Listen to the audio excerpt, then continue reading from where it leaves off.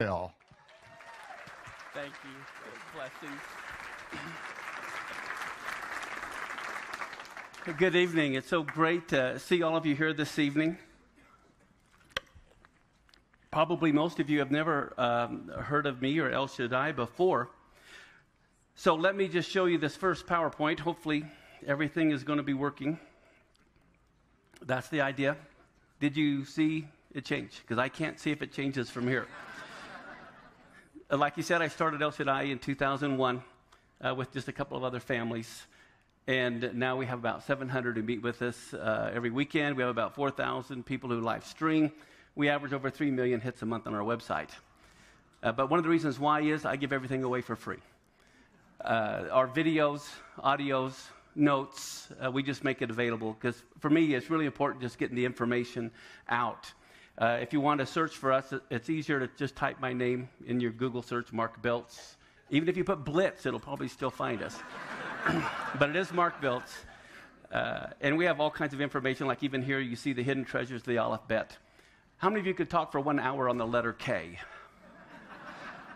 I spend 1 hour talking on each letter of the Hebrew alphabet. 22 hours teaching. It's all free. It's all on our website. You can watch that. One of the things that I want to speak about tonight, obviously, is the signs in the heavens. But one of the most important things I want everyone to realize is we need to have the right perspective. How many of you know you can see something, but if you're not looking at it from the right perspective, it's going to be completely different? So let's take a look at this first slide here. How many of you, when you were little, thought your backyard was just so big, and then when you went back as an adult, you were surprised at how little it was? You know, I thought our bedroom was so big, but as you grow older, everything seems smaller. Well, as you can see, the Earth, compared to Venus, Mars, Mercury, Pluto, it's pretty big. How many of you have been to Israel?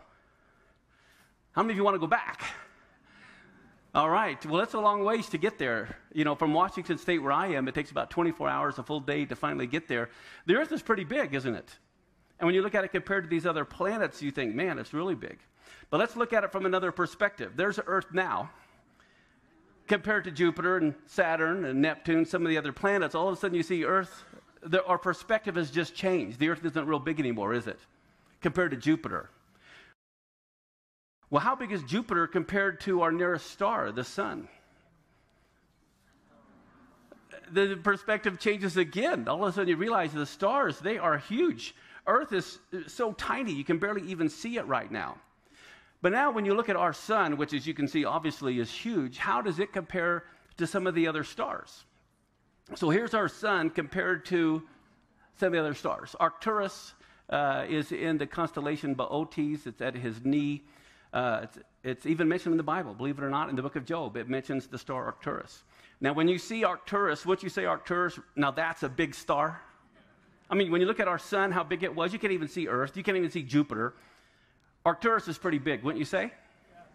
Well, here's Arcturus, that little tiny orange ball next to Rigel, Aldebaran, Betelgeuse, and Antares. All of a sudden, Arcturus is nothing compared to Antares.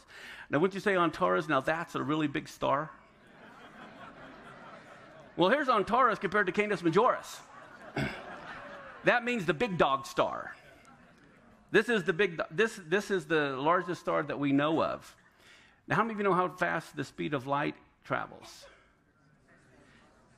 How would you like to travel at 186,000 miles per second? All right? It takes 14 and a half seconds for light to circle our sun one time. It takes 8 hours to circle Canis Majoris one time at 186,000 miles per second. Now, it is 4,900 light years away. Do you know what that means? That means you have to travel 186,000 miles per second for 4,900 years to get there. That means Methuselah would just now be getting there at 186,000 miles per second. The reason for this is I want to give you another perspective, because it says in the scriptures that God holds all of these in the palm of his hand. Now, can you imagine, doesn't that increase your awe of God? And to think here God holds the entire universe in the palm of his hand, and he looks down at you and me and says, hey, I want a relationship with you. I'm surprised you can even see us. Seriously. But the more amazing thing is, man will often go, no. Now that is just unbelievable to me.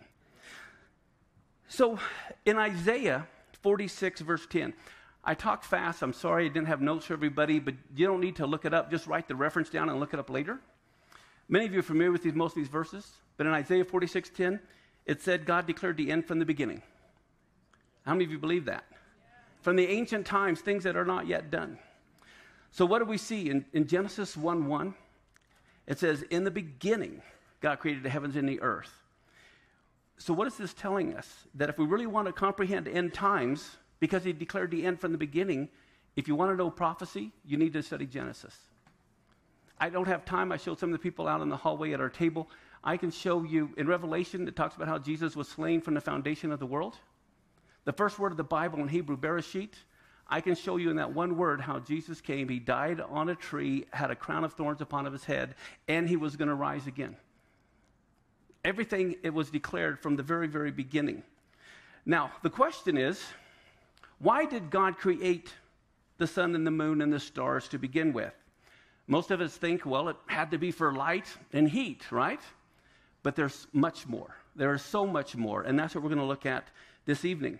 In Genesis 1:14, which is basically one of the main texts, because he declared the end from the beginning, what does it say? God said, let there be lights in the firmament of the heaven to divide the day from the night, and then look at what he says, the reason why he created them. He said, let them be for signs. That's the number one reason he has here, for signs. And then it says, let them be for seasons, for days, and for years. Well, the Hebrew word for signs here is ot. And what it means like a signal. You ever familiar with one if by land, two if by sea? Okay, this kind of a thing. The Hebrew word for sign here, let's take a look at this.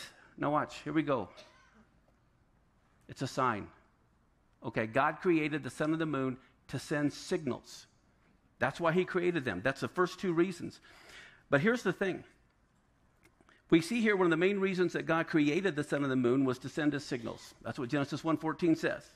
I can't help but think of a baseball coach, too, who, wiggles his nose and flips his hat. But what happens if the runner doesn't know the signal? You're missing out. This is why it's so important for Christians to understand God's signals and to understand his feast days, which is what we're going to be talking about. Here's the thing. If you are a student of Bible prophecy and you are not on God's biblical calendar, you're like a ship in the middle of the ocean without any navigational equipment. This is the prophecy conference. I can tell you right now, if you do not know the biblical calendar, you are going to miss a lot of very important things that you're going to see. As a matter of fact, in Ecclesiastes chapter 3, verse 1, it says, to everything there is a season and a time to every purpose under heaven. Do you think God has purposed things on this earth? Then he has a time and a season for it. So what time is it? Well, the next reason in Genesis, after signs, it says, was for seasons. Now, what do we think of when we think of seasons? Winter, spring, summer, fall, right? But this is a wrong translation. That is not the correct word. The Hebrew word here is moed, and it's translated into English not only here as seasons, but another place, the same Hebrew word they translate as seasons here is translated in Leviticus 23 as the word feast. Now, think about this. Here you have one Hebrew word. It's translated as seasons in Genesis 1:14. The same word is translated as feast in Leviticus 23:2. One of them, I think of food. The other one, I think of winter, spring, summer, fall. Both those are wrong translations. This is why if you really want to understand the Bible and biblical prophecy, you've got to know a little bit about the Hebrew mindset. You've got to know some of the Hebrew words, because to have one word mean food, and then also winter, spring, summer, fall, you can see how that's kind of dumb, right? So what is the correct Hebrew or English translation for that word? It's a divine appointment. So in other words, in Genesis 1:14, God says, I created the sun and the moon to send signals on the divine appointments. All right? It's like God has a day timer. How many of you have a day timer? All right? So here, this is God's day timer. He has divine appointments scheduled. All right? Now, how many of you believe in divine appointments? Guess what? They're scheduled.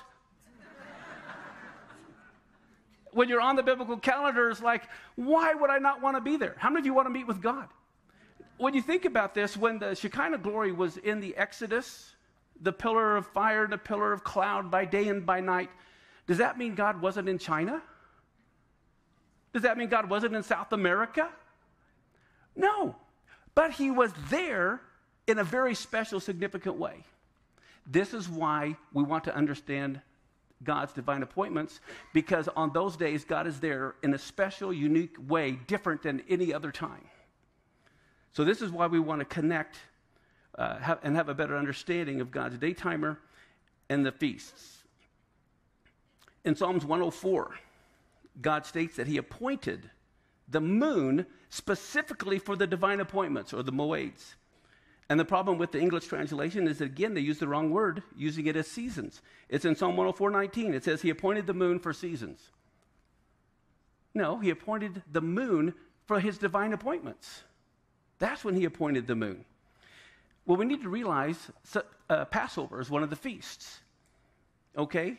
It is a divine appointment that God had scheduled in his day timer. That's why in Revelation it said he was slain from the foundation of the world. God determined from the foundation of the world when his son was going to die. He even determined what songs were going to be sung at his funeral. That's why he had David write the Psalms, because that was their hymn book.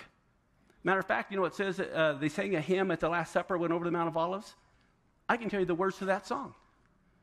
You have the words to that song. They would always sing the Hallel, Psalm 113 through Psalms 118. Psalm 118 would have been the last hymn before he was betrayed and rejected. And what are those words?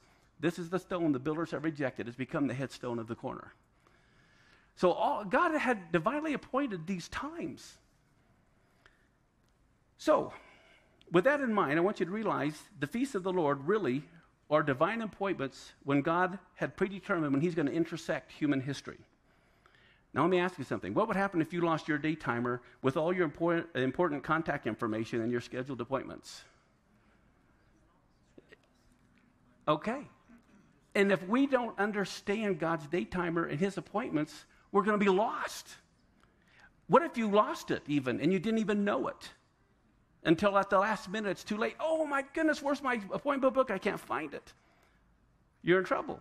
Now, how about if your competitor was so mean, he followed you around, and when you set your day timer down, he stole it? Because he wanted to go to your customers and steal your customers from you. Well, the devil is kind of like that. He took God's day timer away from us. And I want you guys to know it's lost, and I want you to get it back. And that's why I'm speaking here tonight. Now, here's another scenario. Let's say you wanted to meet someone, but they lived on the other side of the world. And you knew, man, what are the chances of me ever getting to meet that person? But let's say you go to the airport, and you have to wait for a couple of hours for a layover. And unbeknownst to you, that person you wanted to meet is at the next gate, and you don't even know it. Wouldn't you like to have someone come and tell you who knew both of you so you could make that connection? Well, that's what I want to do tonight, is make that connection for you guys. So what we need to do is we need to be on God's time clock. So I got a picture here of a little time clock or a calendar. And really, what it's all about, God has Israel as the timepiece, and the Moedim, the feasts, are like the hands on the clock that go round and round. Think of time as circular rather than linear. We need to be aware of the biblical calendar. But here's the problem. As many of you know, the Muslim calendar is based totally on the moon. This is why Ramadan will be in December, another year in July. It rotates. All right? But God commanded that Passover always be in the spring. All right? So the Muslims only follow a lunar calendar. The pagan calendar that we use, by Julius Caesar, and then Pope Gregory modified it, okay, is a pagan solar calendar. It's totally based on the sun. But if you remember in Genesis 1:14, God said, let them, both the moon and the sun, be for the appointed times. Only the Torah has the biblical calendar that is based on both the sun and the moon. We add one day every 4 years for our leap year.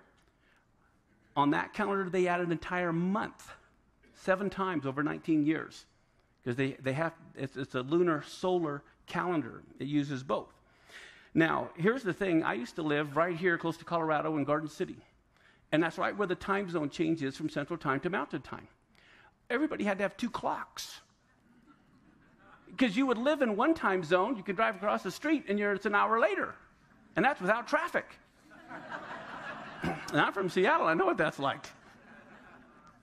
But so if you're going to call somebody in another time zone, if you want to make an appointment and you want to meet with somebody, you have to agree, okay, whose time zone? Like if I do a radio interview and they're in Florida and I'm in Seattle, they say to call at 9 in the morning. It's like, okay, is that your time or my time? That's 6 in the morning, my time.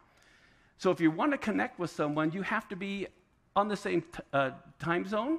You got to make sure you're on the right calendar, you're on the right clock. Well, when it comes to connecting with God and having his special presence, you want to connect to the biblical calendar. Now, in Zechariah chapter 8, verse 19, listen to this verse. And we go ahead and put up this next clip. It says, "Thus saith the Lord of hosts, the fast of the 4th month, the fast of the 5th, the fast of the 7th, and the fast of the 10th shall be to the house of Judah joy and gladness, cheerful feast, therefore love, truth, and peace." Now let me ask you something. When it says the 7th month, do you think it's talking July here? Not at all. This is a prophecy. So if you're a prophecy student, right here he's prophesying that these 4 fasts that are all tied to the destruction of the temple, he says they're going to be turned into days of feasting and rejoicing. And actually the word is moed. But guess what? If you don't know on the calendar when those days are, how are you going to know when that prophecy is fulfilled? There are things that are happening in Israel, even over the last few years, that Christians were totally clueless, the prophetic significance, because they have the wrong calendar. You've got to look at God's calendar. And I'm going to give you some examples here in just a minute. This fast of the 10th month, let me show you how important it is to God. In Ezekiel 24, verse 1 and 2, it says, "Again in the 9th year, in the 10th month," there it is, "the 10th day of the month, the word of the Lord came to me, saying, Son of man, write the name of this day down, even this very same day that the king of Babylon set himself against Jerusalem this day." If this day was so important to God that he said, you write this name down, I don't want you to ever forget it. It's going to be in the Torah for all eternity. This day is important to God. And I think if this day is important to God, it should be important to us. Especially when he prophesied something was going to happen on the 10th of Tevet. Well, if you don't know when the 10th of Tevet is, how do you know that prophecy's been fulfilled?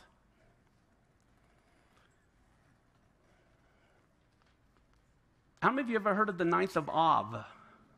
How many of you have never heard of the 9th of Av? Okay, bad day. The 9th of Av, remember the story how these 10 spies brought a bad report, but Joshua and Caleb brought the good report? That happened on the 9th of Av. Now, because the biblical calendar doesn't line up with ours, sometimes it's in August, sometimes it's in July. It'll bounce back and forth. Well, guess what? Because the spies brought the bad report, that day has been cursed throughout Jewish history. When Nebuchadnezzar destroyed the temple, it was on the 9th of Av. 600 years later, when Rome destroyed the temple in 70 AD, same day, 9th of Av. In 1290, all the Jews were kicked out of England on the 9th of Av. 1492, all the Jews were kicked out of Spain on the 9th of Av. World War I started on the 9th of Av. Hitler's proclamation to kill the Jews was on the 9th of Av. In 2005, they evacuated the Gaza Strip. Sunset of the 9th of Av. They rejected the land the same day the spies rejected it 3,500 years ago. The Lebanon War. It started on the 17th of Tammuz.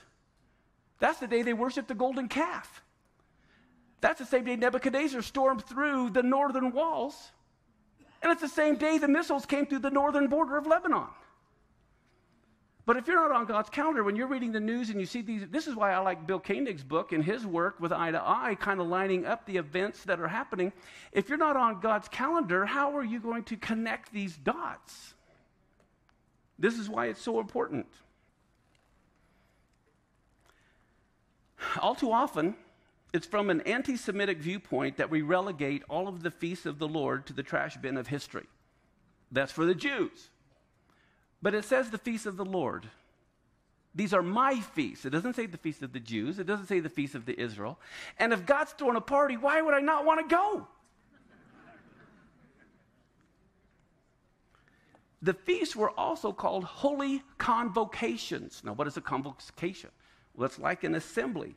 But more than that, in Hebrew, the word is mikra, and it implies it's a dress rehearsal.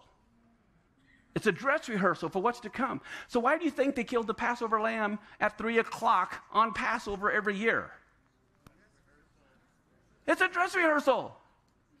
Now, they didn't know what year this was going to happen, but I'm going to lay some things out for you. Now, how many of you want to be at the wedding of the Messiah? Don't you think it'd be a good idea to be at the dress rehearsal? Okay. I want to be at the dress rehearsal. Can you imagine? I don't know how much time I'm going to have here, so I've got to cover a lot of ground quick, but I want to throw this in here.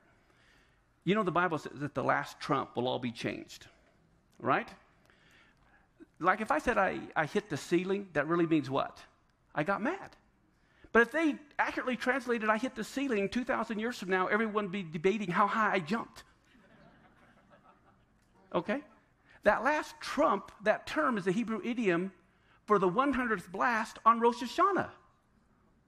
So it's telling you this event will happen on Rosh Hashanah. We don't know what year, but it's going to be at the last trump. These are Hebrew idioms that when you understand the culture, just like how many of you know when Peter denied Christ, the cock crowed 3 times? That had nothing to do with chickens and roosters. They weren't even allowed historically in Jerusalem. Nothing to do with it. Yes, the event happened, but it was the temple priest who at sunrise would call out 3 times for the priest to come and begin their services. He was known as the cock crow. Now, this has no great theological implications, but if you don't understand the culture and you're looking at everything from a Western mindset, you're going to miss what really happened. So we need to understand these feasts are dress rehearsals. This is why every year at Passover at 3 p.m., which is the time of the evening sacrifice, they would slay the Passover lamb. They were doing the dress rehearsal for the real event. So we have the correct concept of the feast when we see they were divinely appointed dress rehearsals when God would intersect human history. This is so important for us to get this. In Matthew 14:26 is where they sang a hymn and went to the Mount of Olives. And again, they were singing the Hallel. That was their hymn book. And it was Psalms 118. And what are they singing right as he was rejected? Right before? Psalm 118:22. The stone which the builders refused has become the headstone of the corner. As a matter of fact, Josephus records there were 2.5 million people at Passover in Jerusalem during the time of the Lord. 2.5 million people there for the feast. Can you imagine a huge choir of 2.5 million people all singing? I mean, this is huge. And think about this. What happens? In Mark, I believe it says Yeshua was crucified the 3rd hour of the day. That's 9 a.m, time of the morning sacrifice. At the very moment the high priest is binding the Passover lamb to the horns of the altar, they're binding the Lamb of God to the cross, and 2.5 million people are singing Psalms 118, bind the sacrifice with cords even to the horns of the altar. And then at noon, when it's pitch black, it all goes black, and Yeshua has been lifted up, and he said, if I be lifted up, I'll draw men unto me. What are they doing? They're singing the Hallel.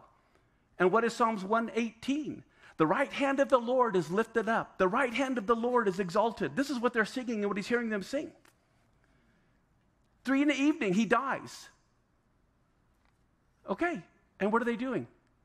They're singing the Hallel. And it's the time of the evening sacrifice. In Revelation, when it says he was slain from the foundation of the world, God predetermined exactly what day he was going to die, what time he was going to die, what songs they're going to sing at his son's funeral. Now, I mean, this is incredible. So what do we find? He was buried the next day on the Feast of Unleavened Bread.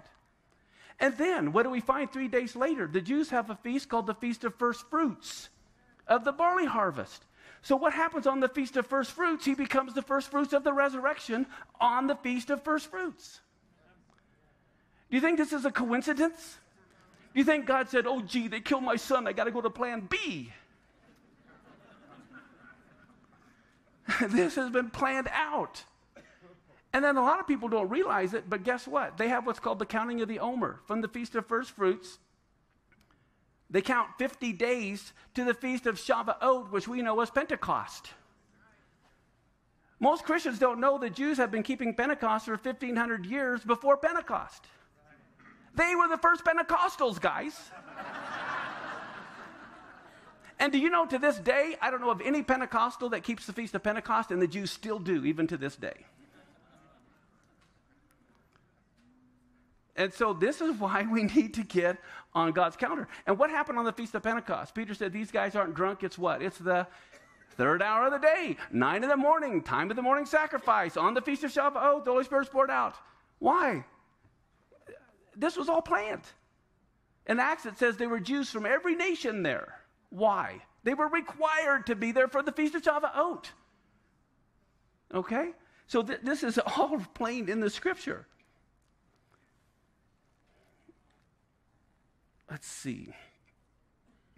In Leviticus 23, 10 and 11 is where it talks about, well, I'll just read it to you. It says, speak to the children of Israel and say to them, when you come into the land which I give you, you'll reap the harvest. You'll bring in a sheaf of the first fruits of your harvest to the priest and wave the sheaf before the Lord, and it's to be accepted on the morrow after the Sabbath. That's the Feast of First Fruits. Well, what happened on the morrow after the Sabbath? That's when he rose. That's from Matthew 28:1. And in 1 Corinthians 15:20, we see that Messiah has become the first fruits of those that have slept. And then in Leviticus 23, 15 through 17 is where they are to count the 50 days, the counting of the Omer to the Feast of Pentecost. That's in Leviticus 23, 15 through 17. So, let me ask you this. See, give you a test. Why did God create the sun and the moon? When? On his feast days. On his appointed time. Eclipses happen all the time throughout history. As a matter of fact, if you go to NASA's website, it has 7,000 years of eclipses, way in the past, way in the future, because God created everything mathematically. How many believe God's a scientist? Okay. How many believe he's a mathematician? He's got these things kind of figured out. And that's why the feast days fall like on the 1st of Nisan, 1st of Rosh Hashanah, because that's when you can have a solar eclipse. Why does Passover and Tabernacles fall in the middle of the month? That's the only time you can have a lunar eclipse. He timed them so the eclipses could fall on the feast days. Now, if there's eclipses that are happening, they're not falling on the feast days, that's just an eclipse. But when God has an eclipse falling on a feast day, signal, hello, anybody on my calendar? But if you don't know that it's even one of God's divinely appointed times, how would you know God's trying to tell you something? Just like the baseball player that doesn't know the signal of the hat and the wiggling of the nose. So let's look again here real quick. Genesis 1:14. He says, let there be lights in the firmament. Let them be for signs, for the divine appointments, and for days and years. And these days and years refers to the Jubilee year, the Shemitah year, the biblical days. It's nothing to do with our pagan calendar. But here he says he created the sun and the moon for signs. Well, what does the gospel say in Luke 21? There will be what? Gee, I wonder why. How about because God said that's why I created them? Okay? So, with that in mind, listen to Luke 21, verse 11. It says, and great earthquakes shall be in diverse places, famines, pestilences, and fearful sights, and great signs shall there be from heaven. You know the amazing thing about the sun and the moon and the stars? I don't remember if I have this verse here. I think I do, but I'm going to go ahead and jump ahead. Psalms 19:1, the heavens declare the glories of God. Right? And what language can't read that? God warns the watchmen that they have to warn the people the blood's on his hands. God holds to the same principle. He has to warn humanity as well. What better way to warn 100 different languages than communicating it by the sun and the moon on his feast days that everyone can understand? This is God talking. So, Do you remember what the Lord had said to those that didn't understand the times in his time? In Luke 12:56, he says, you hypocrites, you can discern the face of the sky and of the earth, but how is it you don't discern this time? How come you don't get this? If you remember, the sons of Issachar, they had understanding of their times. If you want to be like the sons of Issachar, you need to understand God's appointed times. Now, how many of you believe the king is coming? The bigger question is, are you ready? We want to be ready. One of the things that happened to me back in March 2008, I saw this total lunar eclipse over the Temple Mount, and I thought, man, that is incredible. It's just gorgeous. And then these verses came to my mind from Isaiah, from Joel, from the Gospels, from Revelation, about the sun turning to sackcloth and the moon to blood. And because I knew God was mathematical, and I knew NASA had this great website listing all the eclipses, I thought, well, let me just go and see if there's anything interesting in the next 10 years. So I went to NASA's website, and this came up. This is right from their website. And at the bottom, I noticed there were 4 total lunar eclipses back to back. You'll see it in April 15th of 2014, October 8th, April 4th, and September 20th, 2015. And I thought, because I love math, I said, wow, how often does that happen? Well, do you know this did not happen at all in the 1800s, the 1700s, or the 1600s? In the 1500s, it happened 7 times, but none of them fell on the feast days, as far as 4 in a row. But I'm looking at this, looking at the months, April, October, and I'm in my prayer closet, and I'm praying, I'm contemplating, and all of a sudden, it's like this voice says, hello, you need to switch this to the biblical calendar.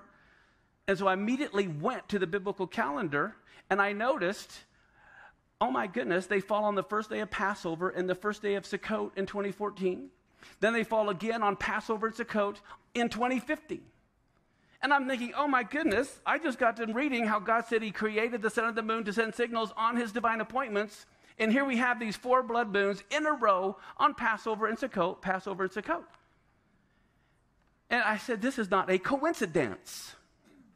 But how many of you know God has to be 100% correct? So I immediately went to see, wow, is there any interesting solar eclipses during this time frame? Adar 29, Nisan 1, which is the day the glory fell. That's the day of the opening celebration of Moses' tabernacle, and the fire falls from heaven. That begins the religious calendar. God told Moses, I'm going to begin this year on Nisan 1 for the religious calendar, right? We have the 2 blood moons and Passover and Sukkot, followed by a total solar eclipse to begin the religious calendar, followed by another total blood moon on Passover, followed by another solar eclipse on Rosh Hashanah, followed by another blood moon on Sukkot. Now, it's like God is screaming, hello, is anybody listening? As far as what's going to happen, I tell everybody, look, and a lot of people misunderstand what I'm trying to say. So let me tell you what I'm not saying. I'm not saying there's going to be some event happen on any one of these specific days. That's not what I'm saying. I tell everyone, look, you put this in your own theological pipe and smoke it like you want. All right? Here's what I do know. God says, if the watchman sees something, they're to warn. I'm just warning. I don't know what's going to happen. But I will tell you this. I believe in looking at the patterns. Do you know when the last time was that you had 4 blood moons in a row on Passover and Sukkot? Actually, I'm going to go back a little bit further. Do you remember 1948, Israel became a nation? Guess what? 1949, 1950, 4 blood moons in a row, Passover, Sukkot, Passover, and Sukkot. 1967, Israel captures Jerusalem. What do you have? 1967, 1968, 4 blood moons, Passover, Sukkot, Passover, Sukkot. God sending signals on the Jewish calendar because that's what he's using. He's not using our Roman Catholic pagan calendar. He's using his. And so when I saw this, it was like, oh my goodness. This is something that is real. This is something that, how many of you know I cannot control an eclipse? I do not control the biblical calendar. The Jews don't call me for my advice on that. Okay? So what I'm trying to tell you is, this is out of my hands. All I'm doing is saying, this is what happened. And when you look at what happened in the past, you have a biblically prophetic war with the nation of Israel. 48, 67. There's a good chance something like that. We have a lot of biblically prophetic wars that haven't happened yet. Isaiah 17, Psalm 83, different things, Armageddon, whatever. I'm not saying which one, But I'm saying we need to be prepared spiritually because something big is going to be happening over the next 2 years. I don't know if it's going to be at the beginning of 2014 or the end of 2015, but God, at least this time, I believe God has given us a warning in advance. How nice. Rather than, hindsight's 20/20, but I believe God is trying to tell us now. So,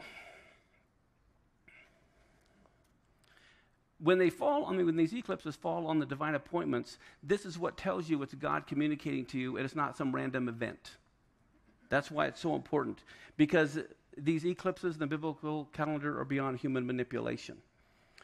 Here, Psalms 19, let me give this to you, verse 1 through 3. It says, the heavens declare the glory of God, the firmament shows his handiwork, day unto day utters speech, night unto night shows knowledge, and there is no speech nor language where their voice is not heard. So God can speak in every language very simply, and everyone can see these. Now, that reminds me of another point I want to make. Not every eclipse is seen from Jerusalem. Some people discount this. Oh, was it seen in Jerusalem? Well, guess what? It wasn't seen in Jerusalem in 67, and they weren't all seen in Jerusalem in 48 either. Okay? But the last one in 2015 is seen in Jerusalem. But here's the reason why I believe they're not all shown from Jerusalem. How many of you believe God loves the whole world, not just Israel? Okay? So everyone around the world within these four get to see that there is an eclipse. But guess what? Even if you have the internet, you can see it whether you want to or not. If you have the internet, you don't have to run to it. You can actually see it in real time anyway. So that's the point. Now, how many of you have heard the other day of a super moon that happened about a month ago? Do you guys know what a super moon is?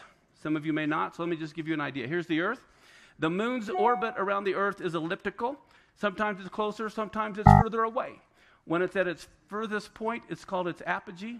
At its closest point, it's called its perigee. This is from NASA's website. When you have a super full moon, let's bring it in a little closer. It appears larger. The moon doesn't get larger, but it's just because it's closer than at its furthest point, it can look up to 14% larger, okay, when it's at perigee. That's called a super moon. Now, the question is this: how often is there a super moon? Okay, it's about every 14 months. Because that's, just the orbital period of the moon. Well, what are the odds of having a full moon at perigee that is also a total lunar eclipse?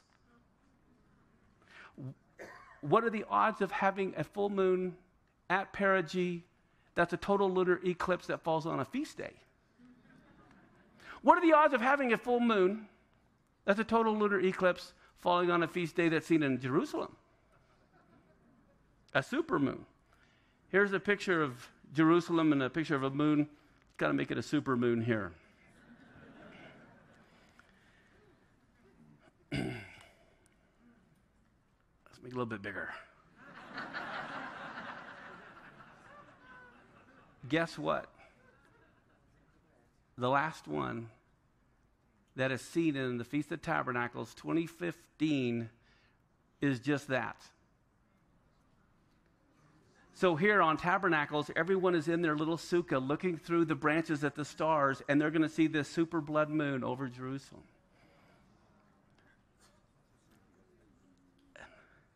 Okay, this is crazy, man.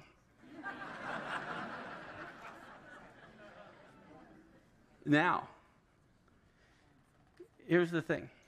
Here's a quick overview of the 7 feasts of the Lord. Leviticus 23, the Lord died on Passover. He was buried on unleavened bread. He rose on first fruits. Pentecost happened on Pentecost. He fulfilled the spring feast to the day of his first coming. How many of you believe the Lord is the same yesterday, today, and forever? Okay, if he fulfilled the spring feast to the day of his first coming, he'll fulfill the fall feast to the day of his second coming.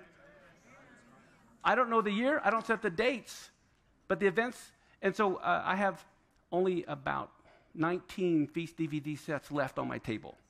But if it's like 6 hours of teaching, going through all the feasts that I just went through here in about 45 minutes or an hour. With the book that goes with it, it's only $25 for 5 DVDs in the book. But you can also order them online. Also, we do have biblical calendars on our website. If you go to our website, we have biblical calendars. We're not trying to make a lot of money. They're $5. Okay? And then we just have another one that's a special one that we just made for $10, where we have all the eclipses posted on the calendar. And it's incredible. They'll be delivered this next week, so we'll have those available in about a week. But listen to this. This is 1 Thessalonians 5:1. It says, concerning the times and the seasons, and when you hear seasons here, what are you really thinking? The divine appointments. It says, you don't have any need that I write to you. Why does he need to write to them? Because 1 Thessalonians 5:2 and 4, it says, you know perfectly well that the day of the Lord comes as a thief in the night. But listen to this next verse. It says, but you, brethren, are not in darkness, that day will overtake you as a thief. You have to read things in context. Everywhere he says he comes as a thief in the night, it's to the foolish virgins, not the wise virgins. It's to the evil servants, not the wise servants. It's to the sleeping church of Laodicea. Because the sleeping church doesn't know the times and the seasons. They're not on the right calendar.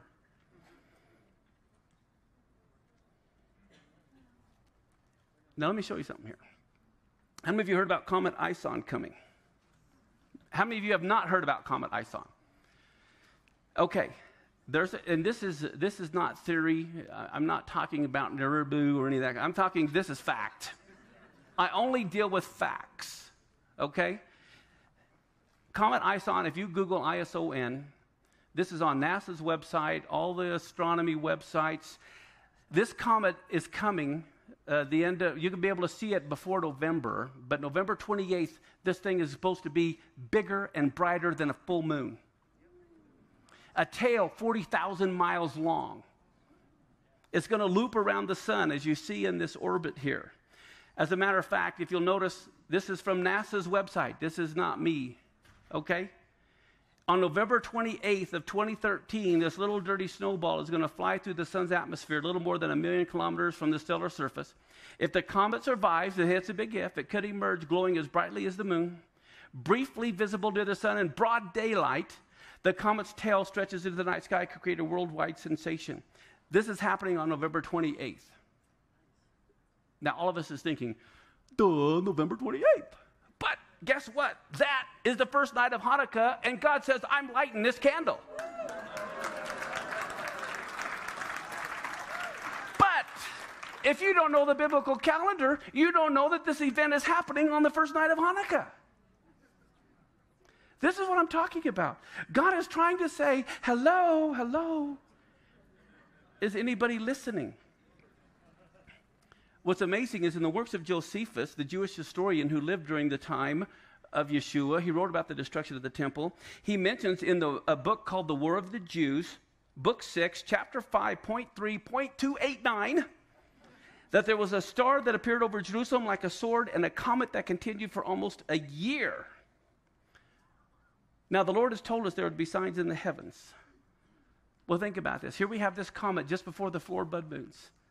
That is going to be one of the century's largest comets that are coming again and falling on Hanukkah. So, with that in mind, what I'm sharing with you basically is a warning. Just like a hurricane warning. We don't know. They may not know when they give a warning whether it's going to be a class 1, 2, 3, or 4. They may not even know for sure what part of the United States it's going to hit on. Okay? But as the day approaches, they know more. I really believe, like in the book of Acts, where, Peter said, oh, wow, this is what Joel talked about. I really believe much of prophecy is going to be hindsight. After it happened, we're going to go, oh, this is what God was doing. Okay? What I'm sharing with you tonight is just a warning. Some biblically prophetic signs are happening in the heavens. I do have one little DVD out there at the table, too, where I went last year over some very significant things that happened right before and after Pentecost or Shavuot last year. Some amazing signs in the heavens. You'd like to get that. But anyway, so to close with, 2014, right after the first blood moon, I'm going to be doing an Israel trip. And we're only taking one bus of 48 people. Here it's a year in advance. We already have about 30 people signed up. But if any of you want to go with Israel to me, we go to places no one ever goes. We get on the armored bus, and we go into Hebron, and we go to Sderot, and we go to Shiloh, and we go to Itamar, and we go to the Lebanon border and the Syrian border. And it's a trip like you've never experienced. So I'm just letting you know, if anyone's interested, you'll have the time of your life. It's totally safe over there. It is. I lead tours every year, and everyone goes away just amazed. Thank you very much.